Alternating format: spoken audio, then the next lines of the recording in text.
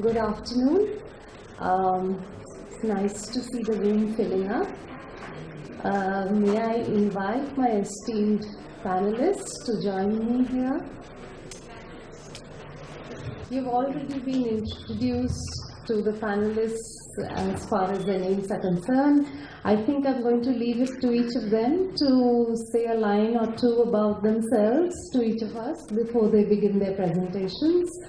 The way I plan to structure this session is as follows. I will ask each of the panelists to spend a few minutes, 4 to 5 minutes, telling us about something that is very close to their heart and is based on their experience and is relevant to this topic of taking environment and development forward.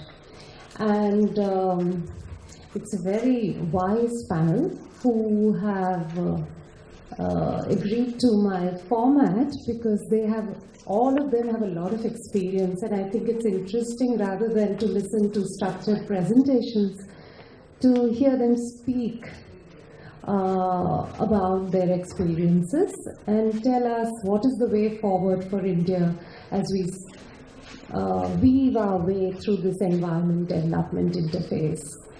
After which I will ask each of the panelists to comment on each other's presentation and give them another 2 minutes to do that. I might pose it as a question as well, which comes out of their presentations. And then I will throw it open to all of you to ask your questions and to raise relevant points. Should we start? Dr. Pallassana, would you like to start? Tell us a little bit about yourself first. Sure. Thank you so much, Chairperson, and warm greetings to all of you. As you can see, my name is Krishnan. I work for the Climate Group. The Climate Group is a global not-for-profit headquartered in UK and having offices in the 3 of the major emitters, that is US, India and China. And our mission is to work with the leaders from industry, leaders from government, so that the emissions can be overall reduced to acceptable levels. And we basically do it through 4 streams. Of course, we work with the business leaders, try to inspire them with evidences from the field that low carbon future is possible and it's profitable.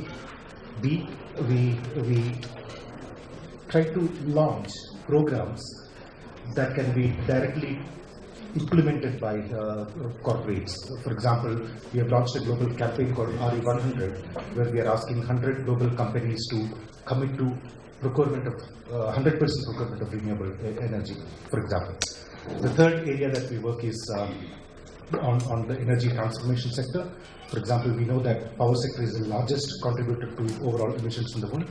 And how do we now come out with a paradigm shift in the way we think, look at, design, plan, consume electricity and energy.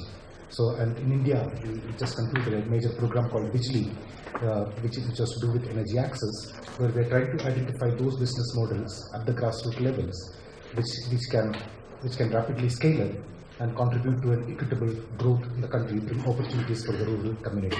And the fourth area is on policy, where we tend to work with mostly with subnational governments than with national governments. We have got a network of states and regions from Sao Paulo, California and Quebec in Americas to South Australia and Victoria in Australia. Gujarat became the first state from India to become a member of that, and Jammu Kashmir became the second member.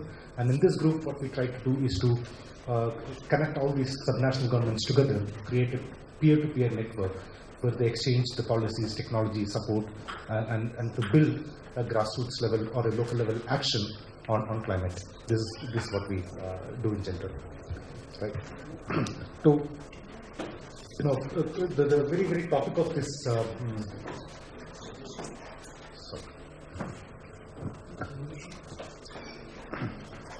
the very topic which is to do with resilient development is quite interesting. It's an extremely vast topic.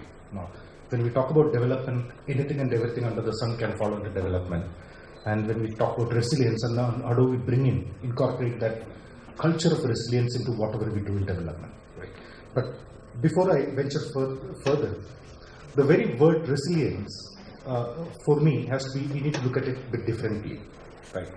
The people who are exposed to the hazards that are caused by the risks that is posed by climate are mostly the people who are at the bottom of the pyramid. Okay? In India alone, we talk about 30 million people who are living under $1 a day.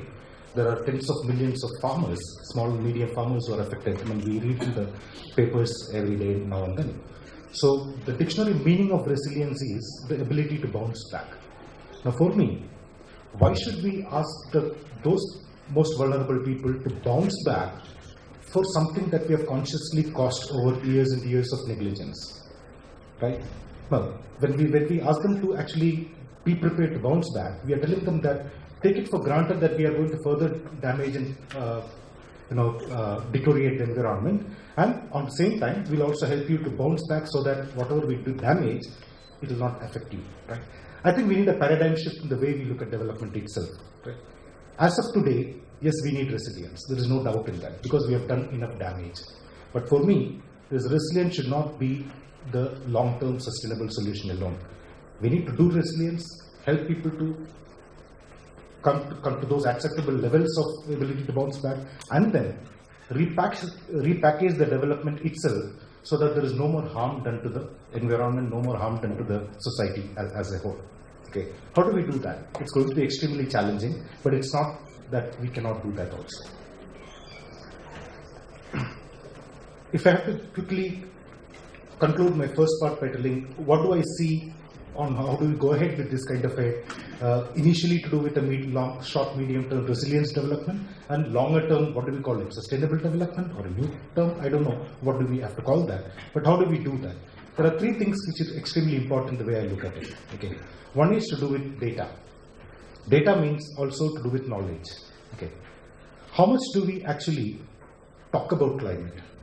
What is the level of discourse that we have on climate when we go to the grassroots, right? We hear about, for example, the recent drought, the farmers' death, etc., that comes on paper everywhere. But that's not associated with the same level of, let's say, a discourse or a debate on what we have been doing to the climate over a period of time. So we need to have that kind of a knowledge base that goes absolutely down to the grassroots to cultivate this habit of talking about climate and doing whatever we are going to do, which is not going to impact climate in the times to come. So one is data. The second thing is design. Okay, as a country, we have been one of the poorest designers. Whether we design the urban centers, whether we design our homes, or whatever we design, we have been quite inefficient. We have been efficiently inefficient in designing things in the country as of now. Look at our roads, look at our buildings.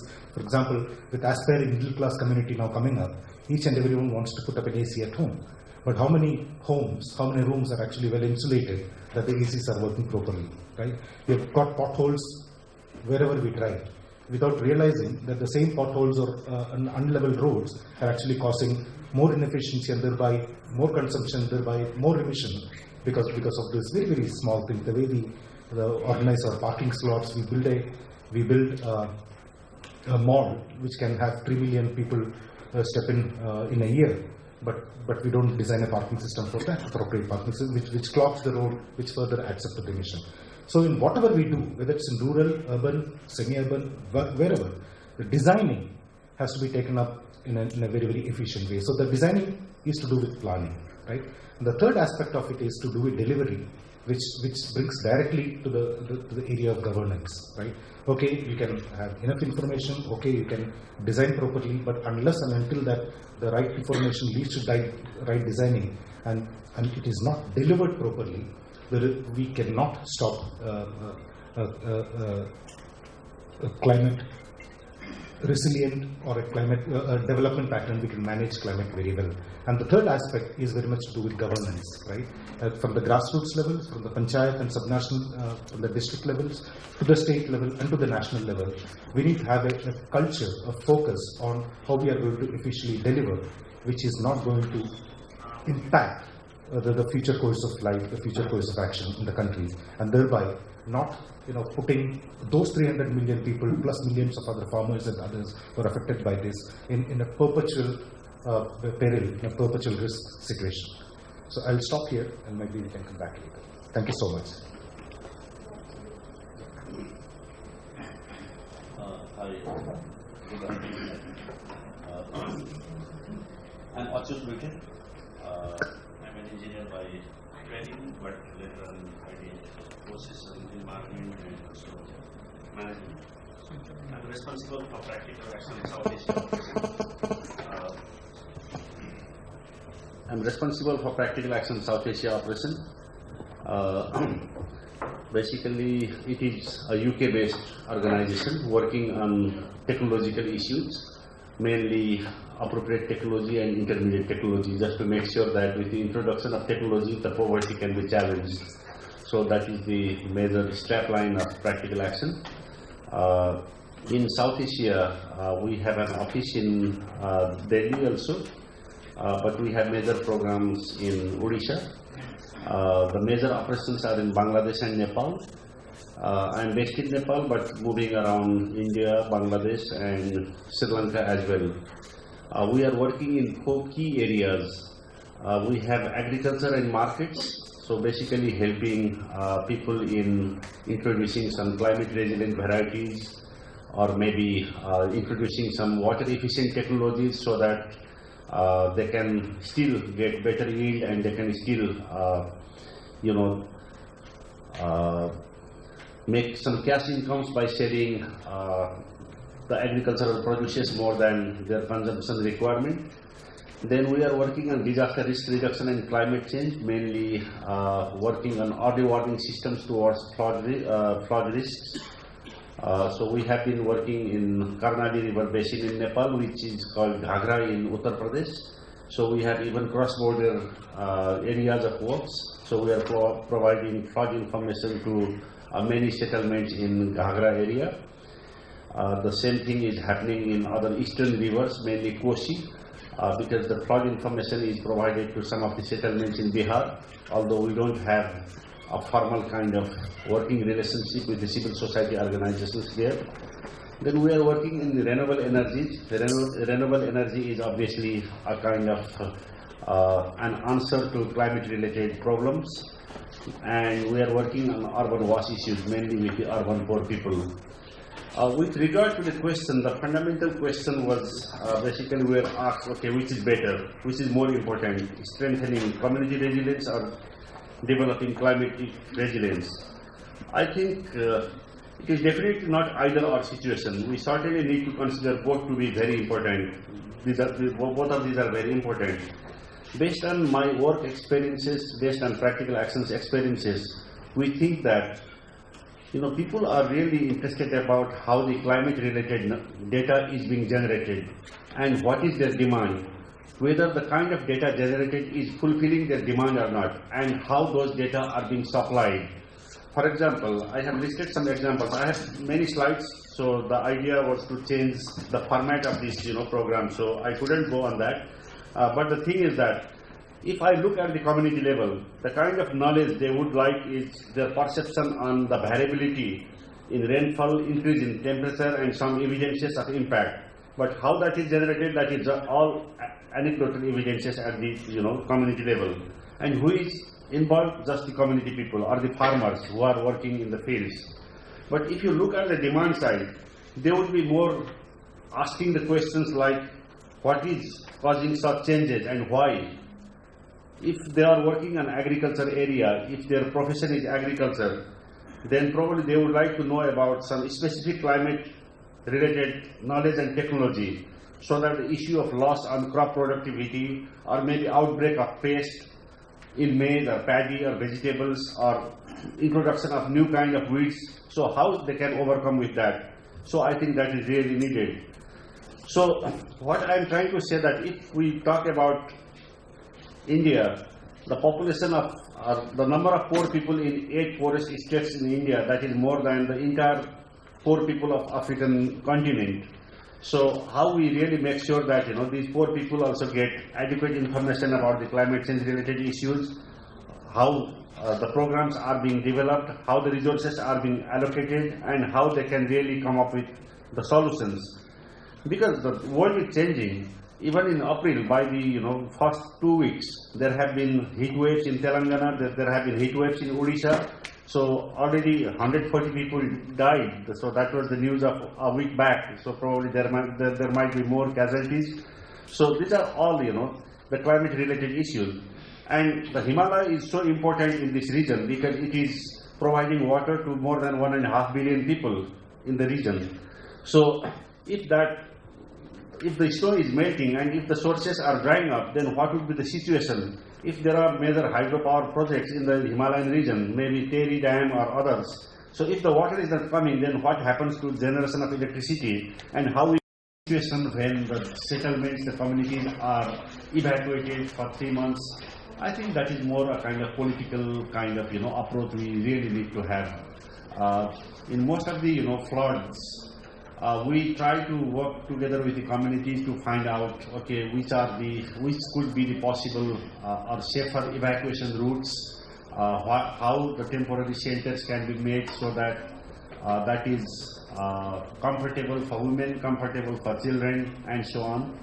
But that is a very short-term solution, maybe for a week or for a couple of weeks. But if they have to spend a quarter of the year in a camp, then that is really awful, that is really difficult, and we really need to find some political approaches. Maybe resettlement could be one option. If they are really in a very vulnerable area, then obviously they deserve moving to a safer area in a more permanent basis. So probably that requires more political approach. I think these are the questions I could collect, but if I have missed someone, then again I can come back later on. Thank you.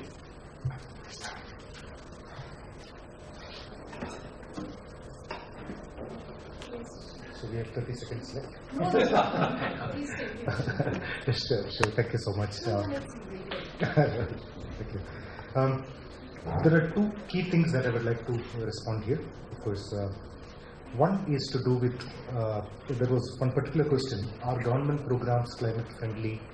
There was a question. And that brings me directly to the issue of designing, which I harped upon in my initial presentation, right? Are they supposed to be climate friendly? Yes, they are. That's what the National Action Plan says, that's what the state level action plan says. That are they climate friendly? Unfortunately, no, they are not, right? So the intent is there, but intent is not sufficient enough to bring about change. That intent has to be translated into action, right? That's what the importance of designing comes in. I'm again harping on that. You mentioned about the places in Bihar flash floods. There was a time 50 years ago when the Koshi river when the water level used to rise, the two tributaries will slowly start meeting, and people used to go and worship and celebrate it as an act of wedding happening between two rivers, because they knew that the floods will come, it will be there with them for a couple of days' time, and it will go back, but before it goes back, it will relay the topsoil, which will bring in bumper crops in the next couple of years' time, right? Now, what we did through our designing is we created a network of embankments which actually allowed the flood water to come in, but did not allow it to recede back. So, flash flood, which used to remain for anywhere from 2 hours to 24 hours, now are remaining in the same community for up to 7 days and 10 days, destroying everything, right? I mean, this is an issue of design for me. The same thing, I'm taking a very recent example that happened. There was this photograph in paper where a 42-wagon rail was carrying water, and it transferred water to one of those drought-hit areas. And the photos show that the rail, the train is standing on that the rail track, and they have just opened up the taps, and the water is actually gushing out, right? For a moment I was thinking that isn't it the force of the water, 42 wagons at the same time, water falling, isn't it actually affecting the very foundation on which the rail has been put up? I don't know. Could be. Why didn't we think about a better system of transferring this water? Okay. So each and everything that we have been doing in terms of designing, that we have not paid that enough attention, that talks about a comprehensive, integrated way that we look at development itself, right? It's not it. We can easily do that. At least from now onwards, we can very easily do that. My last issue is with the climate justice. Yes, climate is a political issue. And even in our INDs, India has been one of the countries who have been harping on climate justice, saying that the people who have been traditionally or contributing to the deterioration of climate, they have to own up, they have to pay more, okay, they have to assume the responsibility. Absolutely agree with that we need to keep focus on this climate equity and justice. But at the same time, when we ask for that within our own country, we treat it as a globe, and we need to identify which are those pockets which have been actually detrimental to the society, who has contributed more to the degrading of environment and society, and ask them to pay more and not ask the poor people at the grassroots to be ready to accept the perils of that. So the justice, unfortunately, it works equal for everyone, whether it's rich or poor or needy or not needy or whoever it is. Justice is same. So when we talk about global justice, we need to bring that same debate onto our local justice systems also. Thank you. Time is very less, I know. So they are very interesting questions. I'll try to be as brief as possible. So first, Kultar's question of whether it could be reversed and climate change is reality. So, I mean, as Professor Dasgupta has already said, and it's well established that climate change has already happened.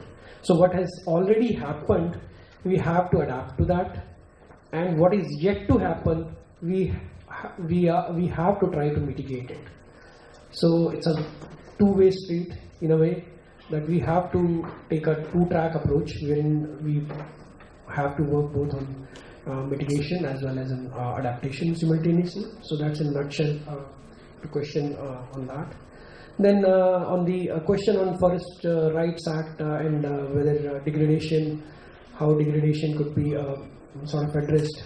I mean, of course, yes, through Forest Rights Act, individual and community rights are sort of being recognized. So we have to, but unfortunately, community rights so far have been very less in number being recognized. So we have to basically facilitate that process, and also not only recognize just the sort of the land titles and the rights per se, but we have to take a step further. We have to provide the livelihoods. We have to, if they get the land, what after that? So probably we have to strengthen their livelihoods, provide diversified system of livelihoods wherein they can do a little bit of fishing, probably a little bit of multi-cropping system, a little bit of course they can enhance through wage labor, other things. So you have to find different models of diversification of livelihoods, so which should be. Then of course impact of ongoing practices, PDS, and so that in developing countries, the major problem is we work, and especially in India, we work in a reactive mode. So whatever comes first, we just react to that. So we don't, and that's the problem. So we don't have very far-sighted or visionary policies to look everything in the prism of climate change and formulate all the actions based on that. So that's, as Krishnan has said, that the design problem is a major issue. So we somehow have to kind of step by step take into climate change issue, because that's the reality, in start looking through the prism of climate change, of different policies, and sort of better adapt to that. That's the only way out of this. Shifting cultivation, yes, I mean, of course, it's a vicious cycle. The June cycle is decreased, the time period is decreased. Until and unless you get them out of that cycle through alternative livelihoods. We worked in Nagaland, Mizoram, and Meghalaya. So it's very difficult, as you rightly said. They go on cultivating larger areas, and again it's for smaller period, they degrade further areas. The only approaches which I have seen a little evidence, diversification of livelihoods looks simple, but in practice it's very difficult. But the things which I've seen working of evidences of, for example, in Himachal, again, ecotourism policy. Then you have in higher altitude areas where you don't have commercial crops, you have medicinal plants, floriculture. Himachal at a macro level is doing pretty well in my sense, in my limited experience on diversification of these kind of. So we have to find out. There can't be a single blueprint. We have to find those models for suitable to that particular area, and sort of do that, I think. And finally, Purnimata's question on, of course, I mean, I think there theoretically, yes, environment and development should go hand in hand. But now the global evidence also suggests that there are always, invariably, there are always trade-offs. And we have to learn to live with those trade-offs. And we have to make right decisions at the right time, whether we want to let go what, at what point. Thank you very much. Thank you, audience, thank you, panelists. I will leave it there. I would now like to request my colleague Mr. Sudhanshu to come up on stage and give away mementos to our speakers as a token of gratitude.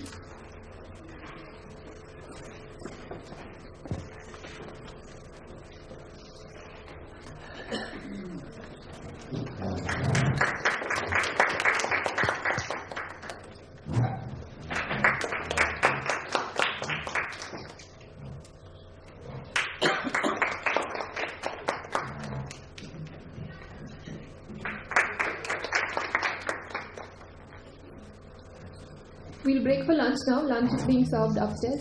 Enjoy your lunch. Thank you. Additional crops are actually climate resilient.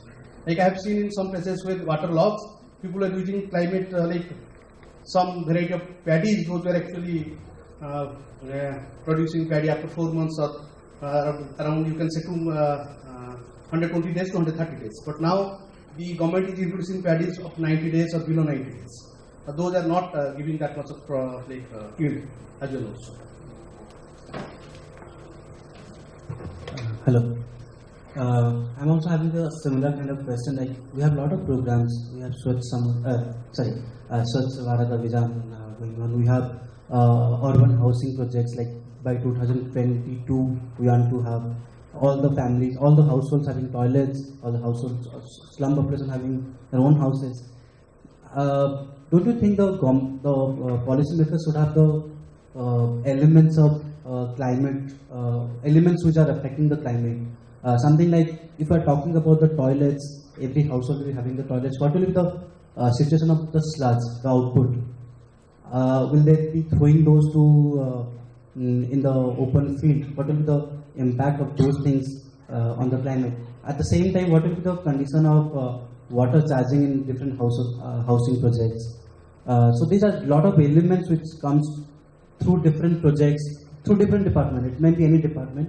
So are they considering the elements which are causing the which are negatively impacting the climate? So are they considering those? Okay, I'll take two more, and then I think our panelists need a chance to respond. There's one here and one there.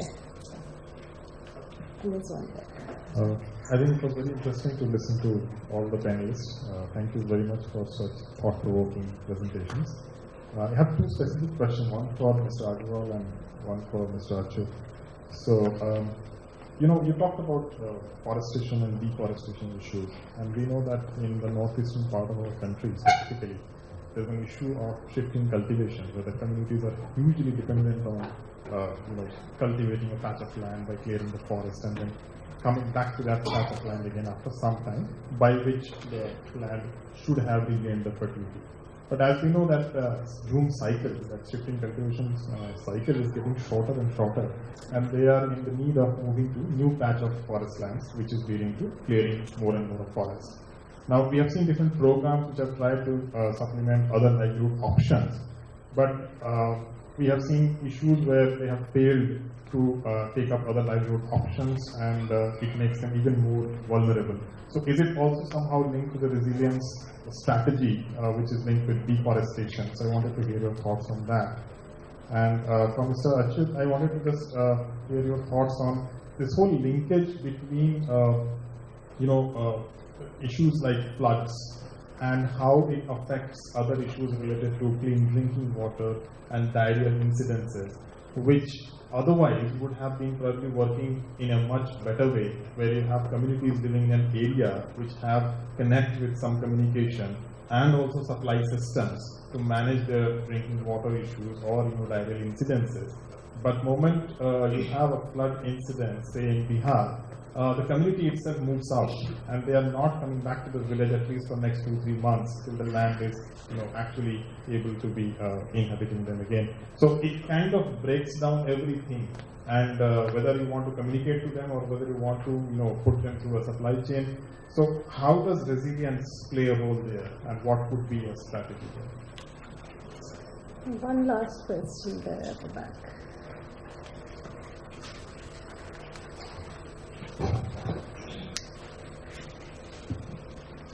Hi, I'm Sakshan from DA. I'm going to keep it very short. How would you communicate climate change, climate resilience development at a grassroots level? What we call as Jalvayu Parivartan. How do you communicate that and make the community understand before it's too late? While they think it's no mistake of their own or they're barely contributing to it. I can't hear you. Could you follow? Right. Could you please speak up a little? I'll be louder. My question was, how do you communicate climate change, climate resilient development, climate mitigation at a grassroots level? They know something which is called Jalvayu Parivartan, but how do you communicate it before it's too late? Okay, so that's an interesting set of questions. Just as the moderator, I would like to say that thank you to the audience for bringing on the table very directly through your questions the issues of environment and development.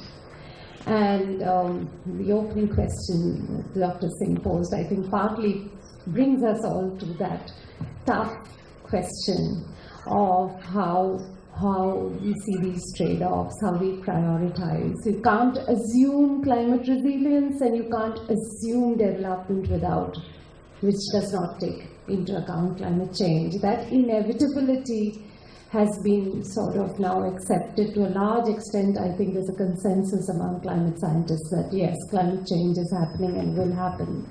So climate resilient development is by now a given, I think, to a certain extent. I don't think I hear very many voices which say that there's any other way out. But how does it practically translate when we come to prioritization, when we come to designing and structuring our programs, whether it would be Swachh Bharat or whatever, when we come to governance issues? And I think when we sort of even measure how far we have developed, how do we measure? So, for example, one of the things that struck me when Dr. Krishnan was presenting was he said, low carbon is profitable. Now, it immediately sort of set me off thinking, what is profitable? So maybe what has changed is when you look at climate resilient development, what you define as profitable starts changing. And I think that is the difference between adopting a climate resilient development approach to things and adopting an environment versus development approach to things. Because when you say low carbon is profitable, my understanding is that you're saying it's profitable not only because it profits in the conventional sense an individual agent, be it the company which is supplying a low carbon option for energy, say for instance, or be it the consumer who is consuming it. In large parts of rural India today, low carbon and renewable energy options have become the only options because you simply do not have access to other forms of energy, right? And many of us are over that sort of optimistic curve where we said we would have these large fossil fuel-based electricity supply systems, for instance. So renewable energy is profitable then. It's profitable for that household who can get that bit of light from a solar lamp. Whereas they've spent years without waiting and hoping for a regular fossil fuel-based large PSU to supply you the electricity. So it's still profitable. You're still a gainer. That household is still a gainer in some sense. So your conventional definition of profits and profitability starts changing, and you start viewing it from the lens of a longer time frame, of a larger group of people, of different kinds of stakeholders. And that is how I think I would look at this idea of, no longer posing the question as environment versus development, but integrating the two. The other important issue I think which came up was in terms of this designing or structuring of development, including governance or programs. So I was just thinking, I was in Bihar doing some field work in February in flood-hit areas, and one of the things, for instance, that struck me, once again, development versus environment. Okay, floods are an environmental issue. We know there are issues with how you develop this, that. I'm not going into that. Zoning issues, construction issues. What struck me was, you have areas which regularly experience flash floods, but they're designated as flash floods because of the way flash floods are defined. So you have regular floods and flash floods. Now, how do we do our resource allocations? If flash floods are going to become a regular phenomenon, remember they are flash floods because of the timing sequencing, not because they are not regular in the sense of the English language of regularity. They happen with sickening regularity in many places. But because we do not classify them as floods that occur regularly, hamper livelihoods, in India at least, the way we design our relief packages, the way we design resettlements, all become very different from these two sets of communities, depending on whether they are in a flash flood zone or a regular flood zone, for instance. Right? So once you start taking on board that climate change and climatic events can start occurring with greater frequency, greater intensity, and they can start making flash floods as important as regular floods, for instance. So your inputs, your structure of programs, your designing of programs, your priorities for resource allocation can start changing. I don't know what you think about it, but this is something that is a very stark reality in India, that we get stuck with some given notions of how we should develop and how we should assure quality of life. So we start sort of structuring in hierarchy of who should develop, who should get prioritized, and things like that, that can become very disturbing. Ashish, I liked your idea of getting very well with forests, macro level. But if we want to develop further, is it then that we can only develop in an environmentally unfriendly way as far as forests are concerned? Would development necessarily mean that we would have to give up on something on our forestry front? Or we would have to give up something on some other front? Say, for example, in alternative land use. It's an old question, but if we are doing reasonably well, particularly given international standards, what should compel us? What should compel us to continue to make commitments internationally as well on improving our forest cover? Maybe it has something to do with development, which is not just about climate resilience. Thank you. What order would you like to go in? Should we start with you, Dr. Luitel? Yeah, thank you. Okay, first thing first, from Krishnan, there were some questions mainly about the streamlining. Obviously, I mean, most of the climate change related issues that was coming from audience as well, that was related with knowledge management, like how a farmer can get a right knowledge to tackle with the issues that he has to deal in all of his agricultural practices. We have started a very interesting project, that is a multi-country project that is being implemented in India as well in few states by Oxford Policy Management. In Nepal, we are taking some responsibilities. that is basically climate proofing growth and development. So how you make sure that the Central Bureau of Statistics also start getting climate related information, climate related data, not only on demography or other kind of information, but also the kind of information that are related with the farmers' issues, the climate change related information, so that the government also has got a very good repository of climate related information, and probably they can come up with some of the solutions by working together with agricultural research institutes. So that has been done with a couple of other ministries as well, basically on mainstreaming how the climate change issues are embedded in their regular programs and other activities. Because when we did a small survey across 15 prominent development agencies, then only 3 or 4, including DFID and UNDP, they had a kind of climate change as one of the strategies, which was basically cross-cutting and trying to address the climate perspective in their interventions or in their assistance. But others that were just more project related, only the climate change related information or activities were done because the project document was prepared in that way, and there were some activities which was to be monitored against climate change related information. So I think how we mainstream climate change related issues across different ministries, different departments, even the Central Bureau of Statistics, I think that is very necessary, and probably that will really give us some more practical approaches to deal with this kind of situation.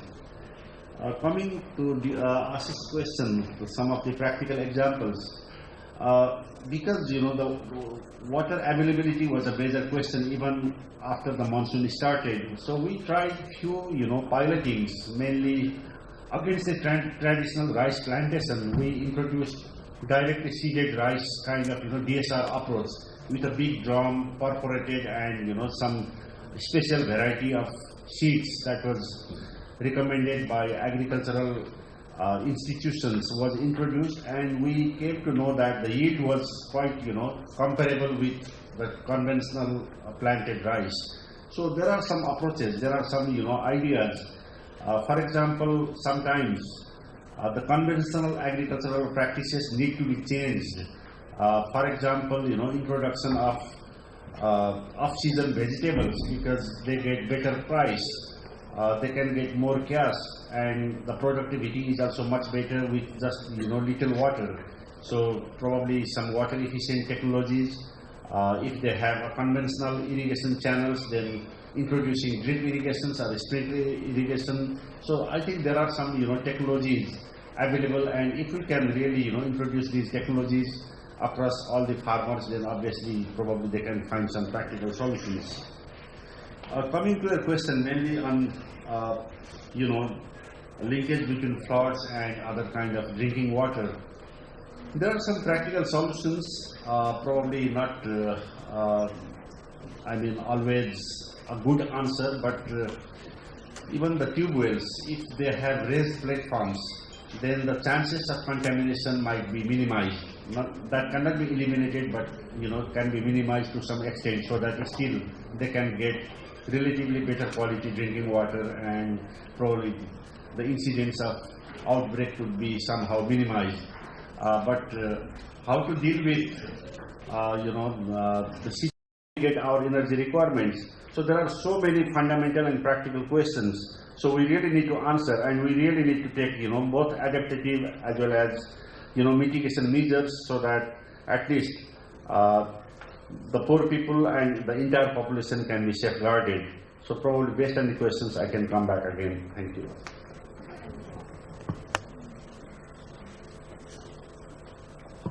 Good afternoon, everybody. I'm Ashish Agarwal, as my nameplate suggests. I work for the Energy and Resources Institute and teach at which is TERI, and teach at TERI University, and have been working on natural resources, climate change issues for the last decade and a half. Been worked on a range of starting from implementation to policy level research, which currently I'm engaged in. And I've been asked by the organizers to speak on climate resilience, and especially in context of forestry sector. So what I'll do is for 5 minutes which have been given to me, first I'll give a brief 1.5 minute context of the forest in India. What is the issue? Where do we stand as of now? And what sort of efforts or what actions we envisaged in context of climate change, and how we're doing on these actions or on these plans. So first of all, forestry, we some figures. We have 79 million hectares of area under forest and tree cover, which we call, which is roughly 24% of the geographical area of the country is under forest and tree cover, and which is a good thing given the context of very large population. And so we are one of the fairly well-doing countries on forestry sector. Especially for last decade and a half, we've stabilized our forest cover, which is no mean an achievement, given the context that it's only 2 developing countries in the world, India and China, which has been, despite all other pressures, have been able to stabilize their forest cover and marginally increase it. So we are fairly doing all right on keeping our forest intact, forest area intact. The problem lies with the fact is that major issue is of forest quality, especially in context of India. 40% of our forests are substandard, or in technical parlance we call it open forest. So which are below sort of their stocking quality, and so density and and this is largely because of the pressures which Indian forests face. 40% of the population, Indian population, still draw their energy need from the forest. Some roughly 100 million, and a lot of products, forest, the fuel wood, your fodder, these are exploited beyond their sustainability levels, which forests can supply. So which has led to, for example, just to give an example, 100 million tons of fuel wood every year is unsustainably harvested from the Indian forest, which has led to degradation in the quality. And so forest degradation, deforestation, although internationally, globally is a huge issue, but in context of India, because of its proactive policies since 1980s, deforestation is not such a major issue. Forest degradation or the quality of forest is a major issue. So that's the point number 1 which I want to make here. And we are fairly, in the global context, we are fairly doing very well. India is cited as one of the best case examples of forest management across the world in international scenario. That's the point number 2 which I want to make. Third is, given this context, climate change is a sort of added stressor, I would say. Because the studies which suggest India's agroclimatic zones, different agroclimatic zones, a lot of modeling exercises and studies by Indian Institute of Science, TERI has been carried out, and largely it's agreed that more than 50% of Indian forests or Indian forest vegetation is unsuitable for, given the climate pressures, for its current location. They will become unsuitable for there. So for example, you hear every day in Himachal, apple crops are being are going to higher elevations. It has livelihood impact. Farmers at lower reaches, they are not able to have that good apple crop. Species like pine, they are they are eating into areas of commercially important species like oak. So there are various examples and studies which show that So it has adverse impact. Climate change is going to have adverse impact on biodiversity as climate change. So that's also scientifically sort of proven, although more evidence, more data, more studies still need to be carried out in Indian context, but still it's fairly sort of well established. So now that's also established. Now what we have done so far to address the issue of climate change, we have done 2-3 things. One is we've, as part of National Action Plan on Climate Change, we had this called wonderful mission called National Mission on Green India, which I was also part of the drafting committee. Was launched in 2008, but unfortunately, and was launched with a very ambitious target of an ambitious budget of 40,000 crore, and was to be implemented in 2010, but hasn't started yet on ground. Only they have identified the landscapes only. Second thing which we planned to do was we have done is state action, climate action plans. There we have done forestry thing and planned several things. But again, it's more on a theoretical domain, and at practical level, nothing much has been done on the ground. Similarly, there was a National Forest Working Plan code in 2014, so which again is there is issues about climate change, but practically we still have to implement. So finally, point which I want to leave you with is we in traditional management practices we've been doing all right. We have been proactive in international policy on forest and climate change, and we have been doing some ambitious planning also. But when it comes to implementation, we've been lacking so far. Thank you very much. Thank you to all my 3 panelists for their brief and erudite presentations, sharing their thoughts with us. I think I'll just take a minute to say that I think I got some very important takeaways, but it also raises a lot of curiosity on certain aspects.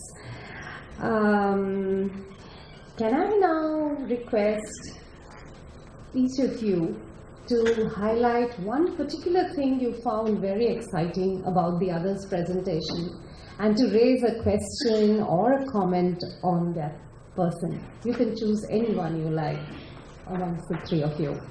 Should we start with Dr. Krishnan? He's been thinking, so I thought let me ask him. In fact, Achyut, one of the things that you mentioned is the importance of the knowledge base to build that resilience on climate among the communities, right? Now, I also look at resilience as a way of life. We need to inculcate a culture, so perhaps bring about a new culture called resilience, so that whatever we do, whether in terms of thinking, in terms of doing, in terms of speaking, everything, it has got that the value. So, how do you inculcate this knowledge base, or come out with those data systems which are not only for the research and the practitioners' viewpoint, but for the common folk? I mean, how do you bring about such a massive change at the grassroots using that information base that you talked about? This is something that I would like to know from you. Okay, I'm not going to ask you to answer right now. You may like to think a little bit about it, so maybe we can listen to each other and then collect more questions and come back to you at the end. What about you, Dr. Luitel? Would you like to ask one of your co-panelists something? Ashish mentioned that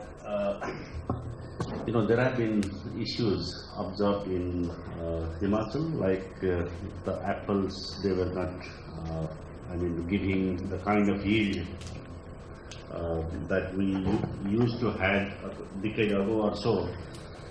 Probably in the higher altitudes, in Uttarakhand also I have observed, and also in the western part of Nepal, they have very similar topography and similar kind of rainfall pattern.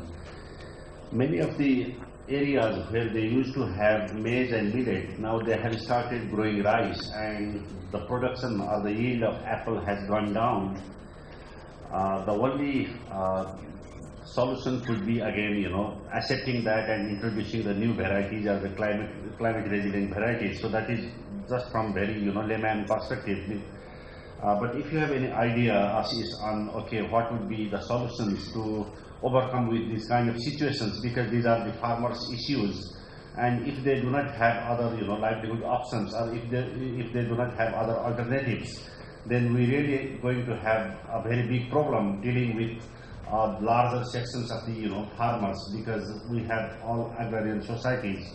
So if you have some practical solutions, some ideas, then I think that would be very useful. Ashish, would you like to ask your co-panelists something? Right. I have one question each for Krishnan and Achyut.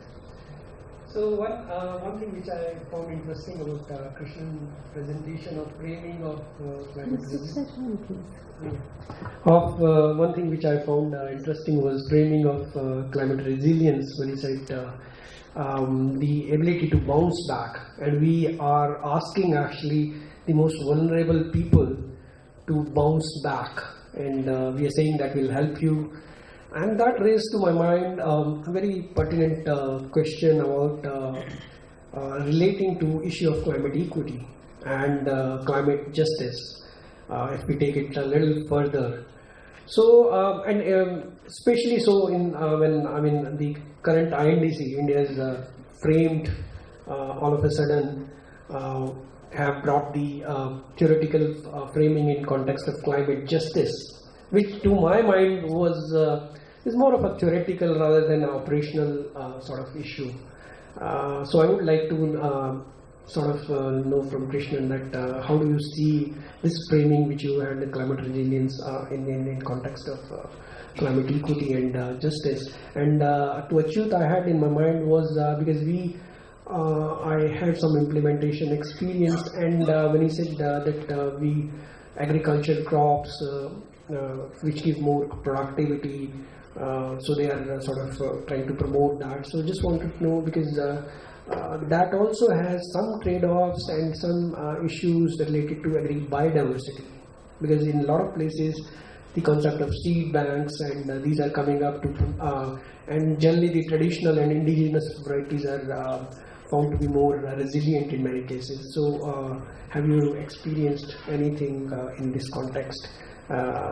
So that is, and then I'll maybe in the next round I'll come back to your sort of question. Thank you. Those are some very interesting points that have been raised. And while you mull and think on them, maybe we should first hear from the audience a bit now, who have been patiently listening to us. If there are any questions or thoughts that you would like to share with us, please raise your hands.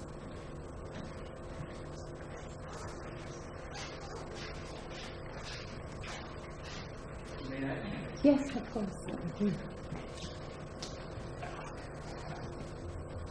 Yeah, my name is Kulta, and just have a question to the panelists that now are we given to the fate that climate change has become a reality? So what we are talking about is just the resilient part of it. And I also wanted to actually know from the panelists, if I would say quickly, is there a data to suggest, because we have seen, if I would say, flood and famine, if I would say earlier also, is this the pace has something, if I would say, which has quickened off late, or is there something which has been a phenomena which has been already been there? And as some of the panelists mentioned, that now we have given to the fact that climate change is a reality. So now the focus is going to be more on the implementation. Are there any solutions which we can think of so that we can? There's one thing is being resilient. The second is, if I would say, can we reverse this if it is possible? So that's good. Thank you. Anyone else from the audience? Let's take a hand here.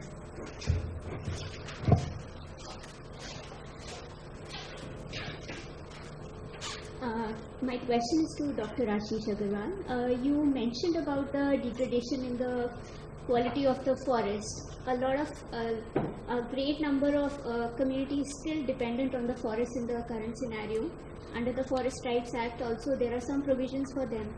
if we try to link it to the resilience component for the communities who are dependent on these forests, what do you think are the steps that should be taken so that those communities are strengthened and they can bounce back if the quality of the forest is degrading and the situation if it continues?